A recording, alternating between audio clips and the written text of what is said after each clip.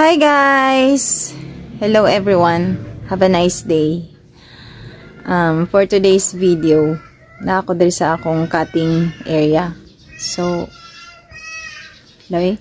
kaklaro na wala ko itulog. Namo ko itulog pero gamay lang. So, featuring ang akong manok na adere. Daghan dirig tela. Maraming fabric dito guys. Oh, nagkalat tambak. May mga naka-poly bags. Mga ano po yun, mga remnants. Tapos, dito banda. Andito siya! Hi, Darken. Ayan si Darken, yung isang inahin ko. So, nasa tapat yung mga manok ko guys. May kalsada and then may isang lote dun sa tapat. So, nandun yung mga manok. Nandun may garden. So, nangingitlog to siya sa gilid ng aking makina mga nauna. Tapos, kinukuha ko kasi yung itlog niya. Nililipat ko doon sa may manukan. Ngayon, hindi na namin alam kung saan siyang party dito ng itlog. Kasi hindi na namin nakita sa original na pinangitlogan niya. Hi, Darken. Sumasagot si Darken.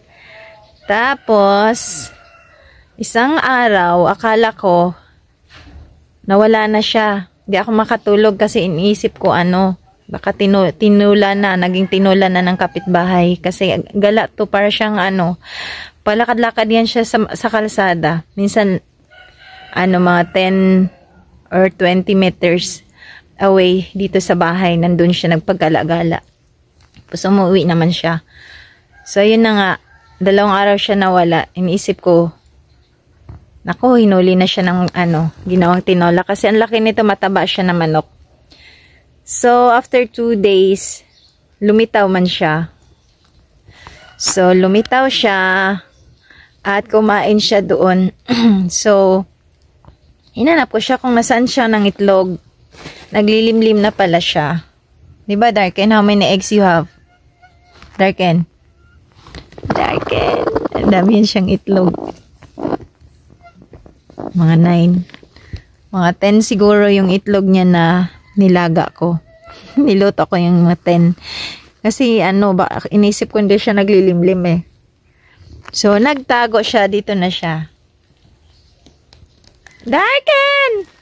Malaking manok siya, matangkad.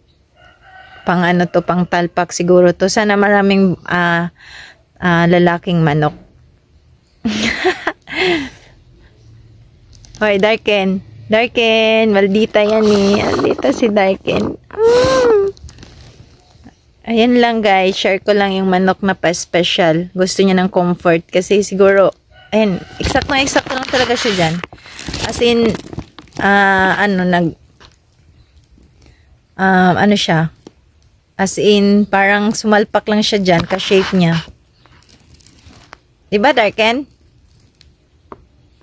Ayan lang, guys. Thank you for watching ang manok baw. Bye, everyone! Maraming salamat sa panonood.